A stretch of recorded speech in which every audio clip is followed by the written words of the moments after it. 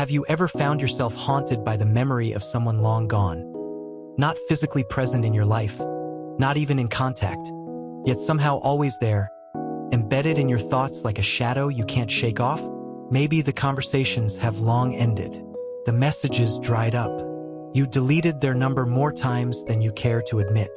You threw yourself into your work, surrounded yourself with friends, tried to laugh louder, live fuller, but they still show up, quietly, persistently, when the night is still, when you're laughing just a bit too hard, when you're finally starting to feel okay.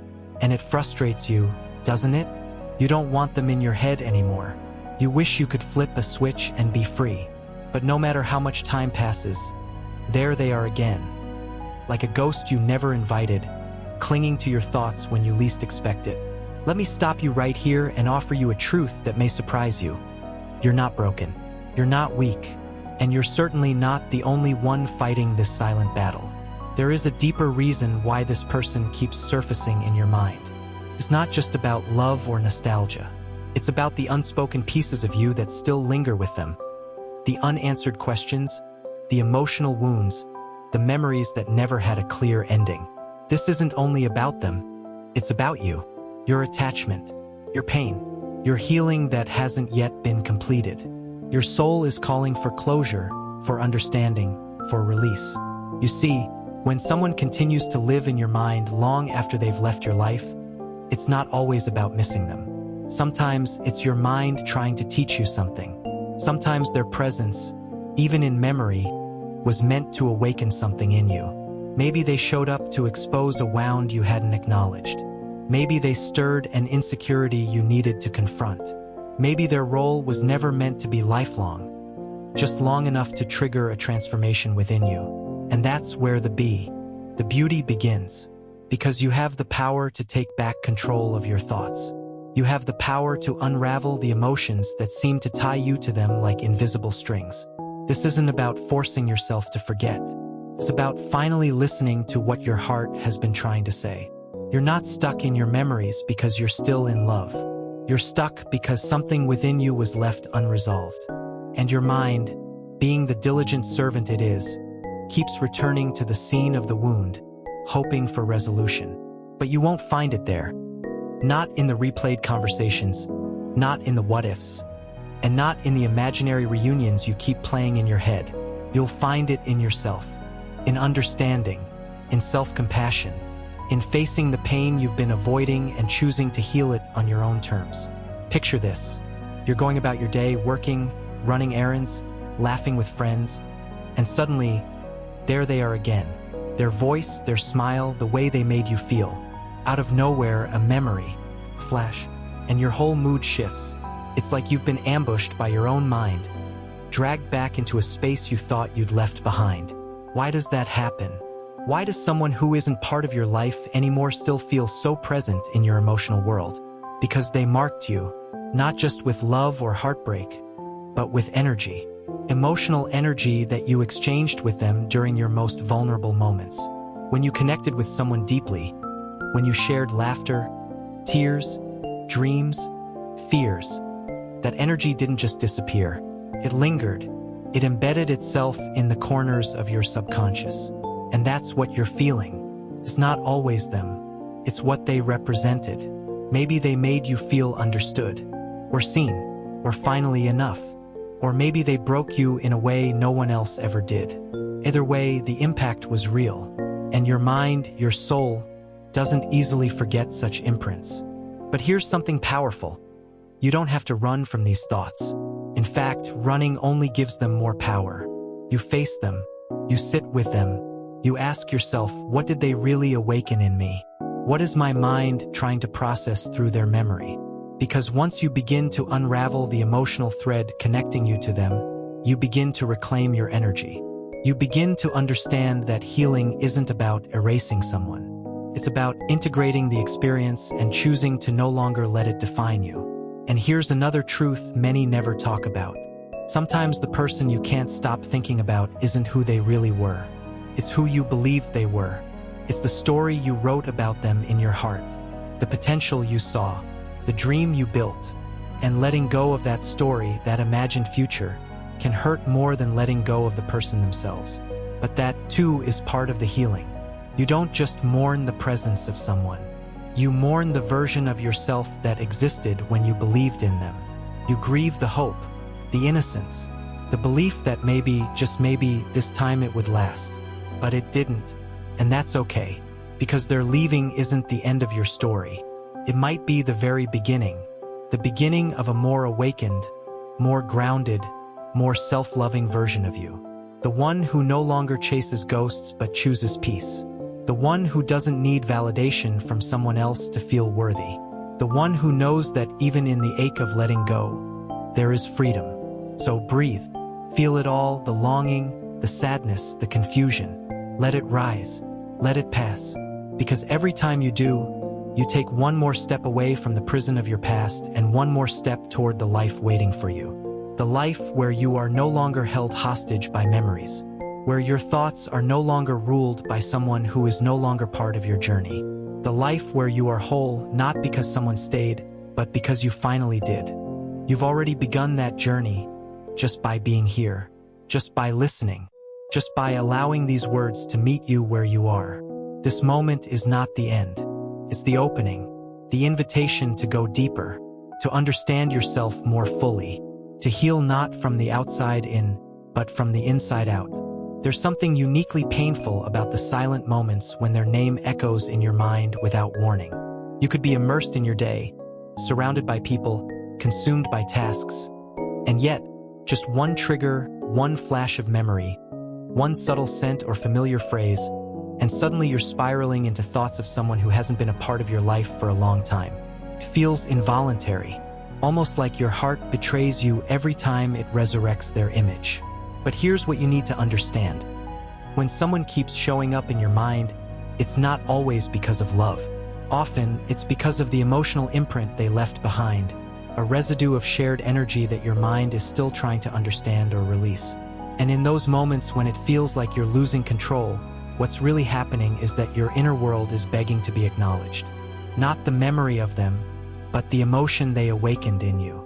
Sometimes they symbolize something far deeper than the person themselves. It might be the first time you felt truly seen or heard. It might be the moment you believed love could be safe again. Or it might be the deepest betrayal you never saw coming. They could represent a chapter in your life that was filled with passion, vulnerability, or even chaos. And while you think you're holding on to them, what you're actually holding on to is the you that existed in those moments. The version of you who felt alive, desired, hopeful, or maybe broken, insecure, and desperate for validation. This is why their presence lingers, not because they were irreplaceable, but because your identity became entangled in how they made you feel. You may have heard people say, if you can't stop thinking about them, they must be important. But that's not always true. Obsession isn't always a reflection of significance. It's often a sign of an emotional wound left unhealed. And wounds don't go away just because time passes. They go away when you give them the care, the attention, the understanding they need. Your mind doesn't loop the same thoughts because it enjoys torturing you. It does so because something still feels incomplete, like a puzzle missing just one piece. And in that search for emotional closure, your thoughts return to the source, hoping to find peace. But peace doesn't come from unraveling every detail of the past. It comes from acceptance, from acknowledging that some chapters ended without warning, without explanation, without fairness. And you're allowed to grieve that. You're allowed to miss what you had, what you thought you had, and even what you wish you had. What matters is that in the process, you don't lose sight of your own worth. Because no matter how deeply someone touched your soul, no one deserves to take up permanent residence in your mind, especially when they no longer pour into your spirit. This is where the concept of energetic exchange becomes crucial. Every relationship, romantic, platonic, even brief encounters, involves a transfer of energy. When you connect with someone deeply, you're not just sharing time. You're sharing your essence. And sometimes that energy doesn't fade just because the person walks away. It lingers, especially when the emotions involved were intense. That's why a single memory can flood you with feelings, because the emotional charge hasn't been neutralized. And until you consciously reclaim that energy, they will continue to live in the quiet corners of your mind. Reclaiming your energy isn't about erasing memories or pretending they didn't matter. It's about recognizing that what you shared, however beautiful or painful, doesn't define your present or your future. You begin by honoring your emotions, not judging them. You allow yourself to feel the ache, the longing, the sadness, and then you slowly start to shift.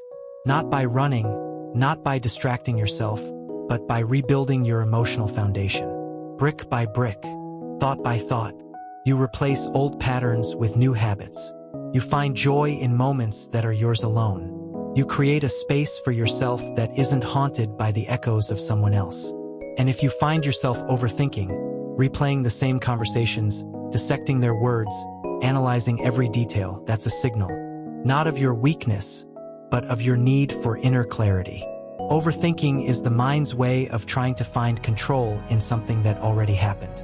It's your brain's attempt to rewrite the past in hopes of feeling safer. But that search is endless, and it keeps you trapped. Freedom begins the moment you accept that some questions may never be answered, that some people will never explain, and that the lack of closure is in itself the closure. So when their face appears again in your thoughts, take a breath. Don't fight the memory. Instead, meet it with awareness. Ask yourself, what am I really feeling right now? Is this about them? Or is this about a part of me that still needs healing? Often, you'll find that what you miss isn't the person. It's the feeling they gave you. And that feeling, that joy, that sense of worth, you can cultivate that within yourself, without needing anyone else to ignite it. Your energy is sacred. Your thoughts are powerful. And your heart is resilient. It's okay to remember, but it's also okay to move forward. Not with bitterness, but with strength. Not with denial, but with peace. Because when you begin to focus on the lessons rather than the loss, on the growth rather than the grief, you shift. You rise. You reclaim your space. Not just in your mind, but in your life. And that's when you know you're healing. Not when they stop showing up in your thoughts, but when their presence no longer has the power to unround you. When the memory passes through you like a breeze, not a storm. When you can smile at what was and still walk boldly into what is. That's the beginning of your emotional freedom. And it all starts with choosing to be present, to be here, to be whole. Sometimes, what hurts the most isn't the absence of someone. It's the conversations that never happened, the closure that never came, the feeling that something important was left dangling in the air, unanswered. This is one of the most overlooked reasons why someone keeps haunting your thoughts. The story between you two never truly ended. It simply stopped. And the human heart is not built to carry loose ends lightly. Your mind replays old memories not to torment you, but to try and make sense of a narrative that never received a proper ending. Think about it. We crave completion. We finish books, we resolve arguments, we say goodbye when we leave a room. But when a relationship ends without resolution, when someone disappears, when a message goes unanswered, when love is withdrawn without explanation, your brain continues the story on its own. It builds fantasies. It imagines alternate endings. It searches endlessly for a satisfying conclusion, even if the only one that exists is silence. That's why even if months or years pass, they can still return to your mind like they never left. Because in your emotional timeline, that chapter was never closed, it was abandoned. And the worst part? Your brain doesn't know how to shut that door on its own. It waits. It hopes. It holds on to imaginary scenarios where you bump into them at a cafe and finally say what you never had the chance to, where they admit everything, apologize, explain themselves, and make the pain make sense. But most of the time, those moments never come. And instead of moving forward, you find yourself circling the same emotional cul-de-sac, again and again. But here's the truth you need to hear. Closure doesn't always come from them. It often has to come from you. It comes when you stop chasing answers from people who refuse to offer them. It comes when you accept that the lack of explanation is the explanation. When you realize that their silence speaks volumes. Maybe they couldn't handle your truth. Maybe they weren't capable of giving love the way you needed. Or maybe they simply didn't value what you shared enough to honor it with honesty. Whatever the reason, Their inability to end things properly does not have to be your prison. You can close the chapter yourself. You don't need permission. You don't need one last conversation. You need a decision. A decision to stop giving your peace away to someone who won't even give you a second thought. That's not cruelty. That's self-respect. You're not erasing the past. You're setting boundaries around your future. You're not denying what happened. You're choosing to stop bleeding for a wound that someone else refused to acknowledge. And sometimes, the person you keep thinking about isn't even the one who hurt you the most. They're simply the one who activated the oldest pain inside you. They triggered something that had been dormant. A fear of abandonment, a craving for validation, a belief that you're not good enough unless someone else says so. That's why forgetting them feels impossible. Because you're not just mourning the loss of them. You're mourning the version of yourself that believed they were the answer to your healing. But healing doesn't come from those who broke you. It comes from within. It begins when you decide to stop outsourcing your worth. When you start recognizing that the person you were when you loved them is still inside you. Strong, sensitive, hopeful, and they deserve your love more than anyone else. That version of you was never weak. They were brave enough to love deeply, and now they deserve to be free. So when the thoughts return, and they will, meet them with compassion. Don't scold yourself for still remembering. Don't shame yourself for still caring. Just gently remind your mind, I know you're trying to protect me. I know you're looking for understanding. But we're safe now. We don't need to keep chasing shadows. We're choosing light. Let those memories rise and fall like waves. Let the ache come and go without judgment. And every time you feel the urge to revisit their world, return instead to your own. Write a journal entry. Speak your truth aloud. Cry if you need to, then breathe, and redirect. Again and again, until the habit of pain is replaced with the practice of presence. It's not about forgetting them. It's about remembering yourself. You are not the unfinished story. You are not the unanswered text. You are not the silence they left behind. You are the continuation. You are the next chapter. And it begins the moment you stop waiting for them to validate your experience. Give yourself the ending they never gave you. Say goodbye to the fantasy of closure. Say goodbye to the illusion that they held the key to your peace. Because they don't. You do. You always did. And the moment you realize that, the grip they have on your mind begins to loosen. The fog starts to lift. And you begin to see not just who they were, but who you are without them. You are not broken. You are not stuck. You are evolving. And this pain, this mental loop, this constant remembering, it's not your forever. It's just a passage. A tunnel you're walking through on your way back to yourself. So walk it slowly. Walk it honestly. But most of all, walk it with the unshakable belief that the best parts of your life are still waiting for you. Not in their presence, but in your healing, in your wholeness, in your freedom. It often feels like a betrayal, doesn't it? When your own mind becomes the very place you're trying to escape. You try to be present, try to stay grounded, try to keep your thoughts tethered to reality. But somehow, without warning, your mind slips into that old familiar cycle, bringing them up again. Not because you want it to, not because they deserve that space, but because your brain has been trained, through repetition and emotion, to go back to them over and over like a reflex you didn't consent to. That's the torment of overthinking. The quiet storm inside your head that never seems to rest. And what makes it even more suffocating is that it's not just a thought anymore. It's a habit. A groove your mind falls into like an old track in a worn-out record.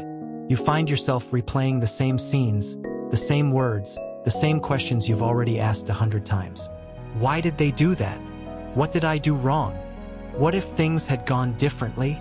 It becomes less about them and more about how much mental space they've consumed without even being there. But here's the hidden truth.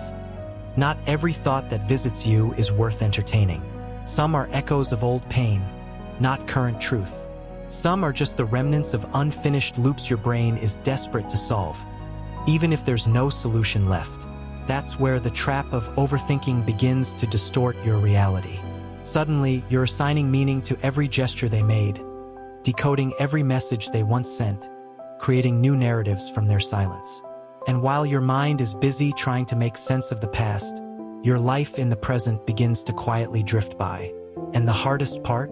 You think you're processing. You think you're working through it. But often what you're really doing is just looping, going in circles, wearing a deeper trench in your memory instead of walking your way out of it. It's not clarity, it's exhaustion. Not healing, it's mental noise. And every time you replay their face, their words, their choices, you hand over your power a little more. But it doesn't have to stay this way. Your thoughts are not chains, they are choices. And just like habits are formed, they can also be unlearned. The first step is awareness. You have to notice the moment your mind starts slipping into their orbit again. Not with judgment, not with shame, but with clarity.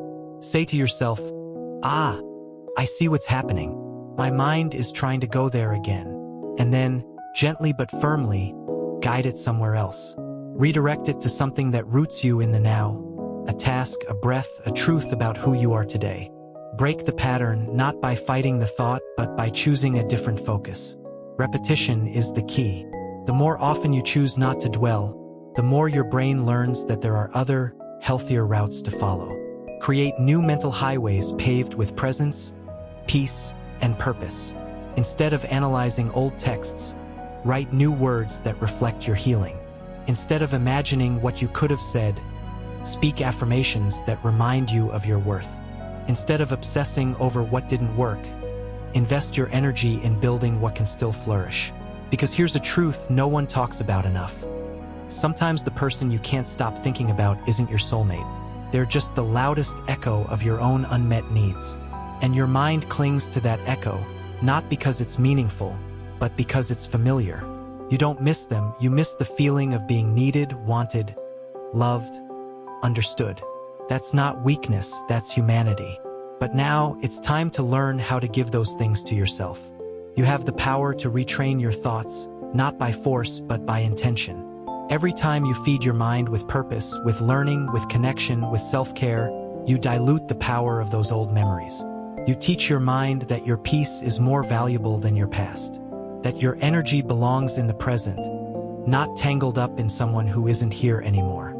And yes, there will be days when the pull feels stronger, when nostalgia whispers sweet lies, when your chest tightens with the weight of what could have been.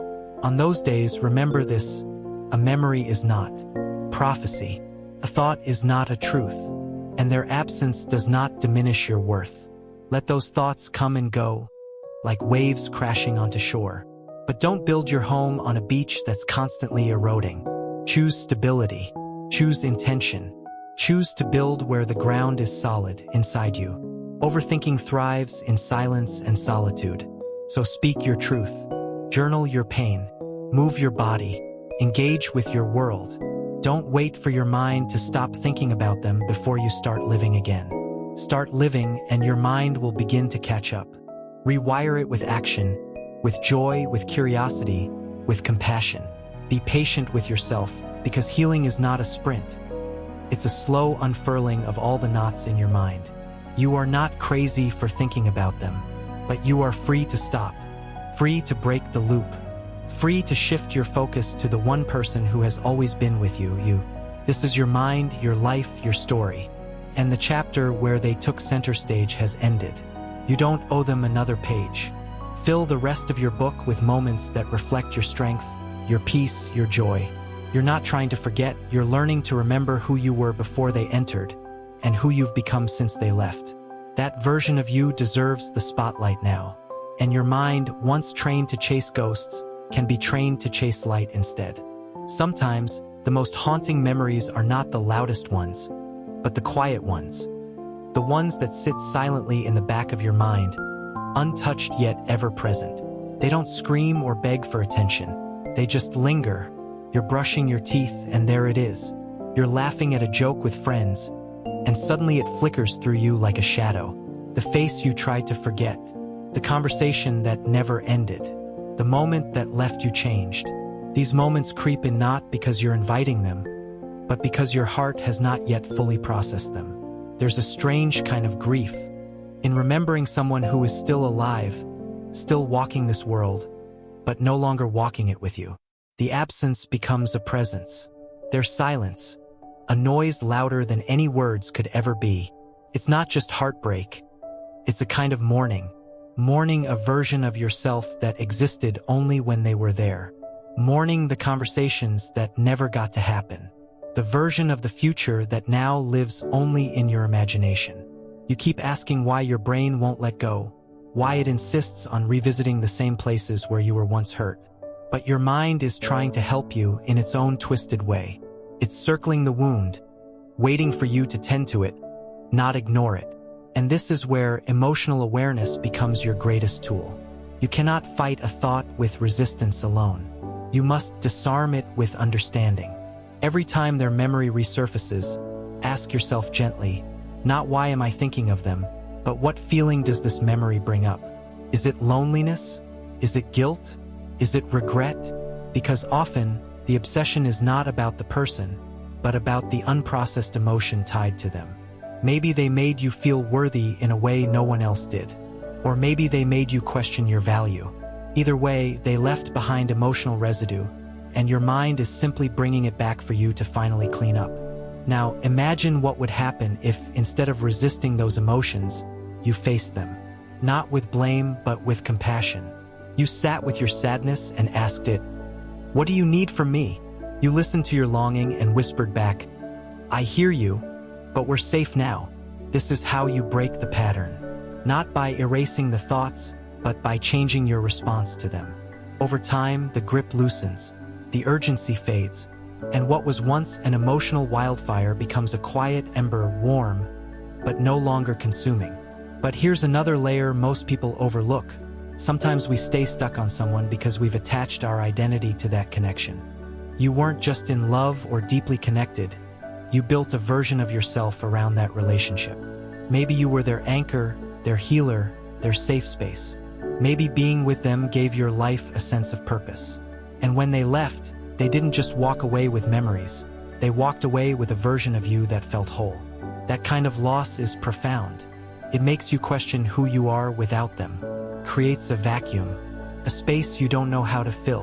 And so, you cling to the thoughts, the memories, the pain, not because they're comforting, but because they're familiar. Because they remind you of who you were when you didn't feel so lost. But here's the deeper truth.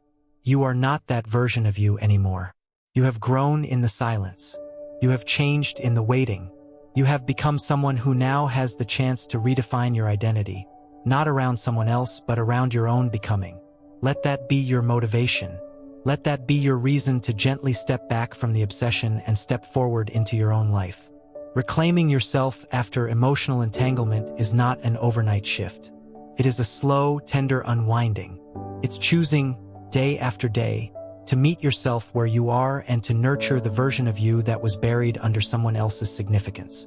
It's about writing new memories, with or without someone by your side. It's about turning your gaze inward and asking, what parts of me did I abandon when I gave everything to that connection? And then going back to rescue them one by one. Start with small acts of devotion to yourself. Make space in your day for joy that doesn't rely on another person. Rebuild your confidence not from validation, but from aligned action. Do the things that make you feel alive, even if they don't erase the pain. Because healing isn't about replacing the thoughts, it's about reducing their power. And the more you fill your world with meaning, the less room those ghosts have to linger. Remember, the mind is a powerful storyteller. And if you let it, it will keep telling you that this person is the beginning, middle, and end of your emotional story. But that's a lie. They were a chapter, maybe even a meaningful one, but not the whole book. The pages ahead are blank, waiting for you to pick up the pen, not with trembling hands, but with grounded resolve. You are not broken because you remember them.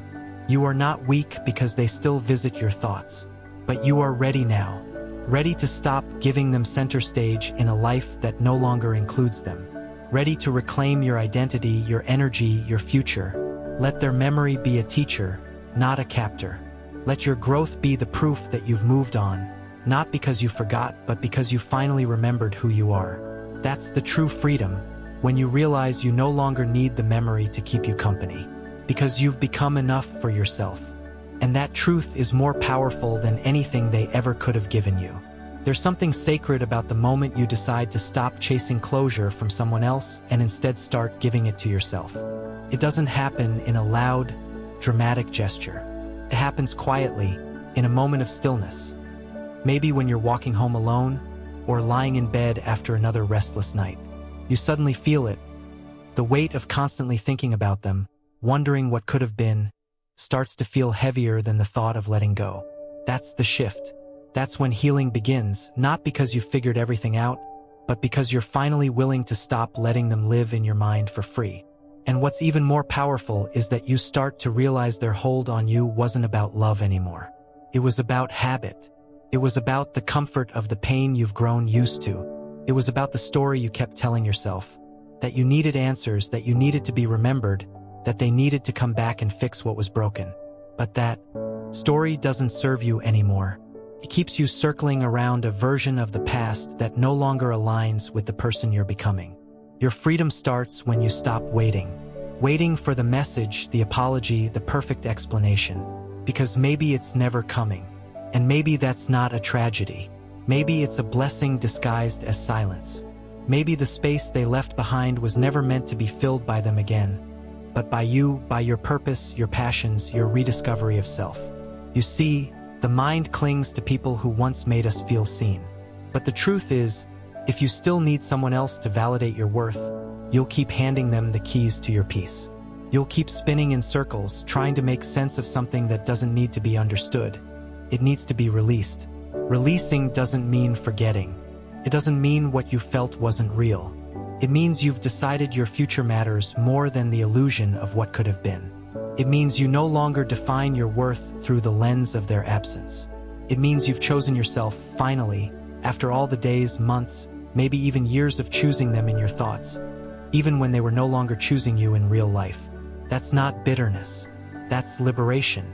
And as you step into this new season, one where you no longer let someone's ghost linger in the corners of your mind, something shifts internally. You start building your peace like a home, brick by brick. You start filtering your thoughts through a lens of self-respect. When their name pops into your head now, it doesn't derail you. It becomes just a thought, not a storm. You breathe through it, you let it pass, and then you carry on with your day, rooted in your present, not haunted by your past. You begin to understand what true emotional maturity looks like. It's not about being unaffected, it's about being unshaken. It's not about deleting memories. It's about detaching your identity from them. You are not the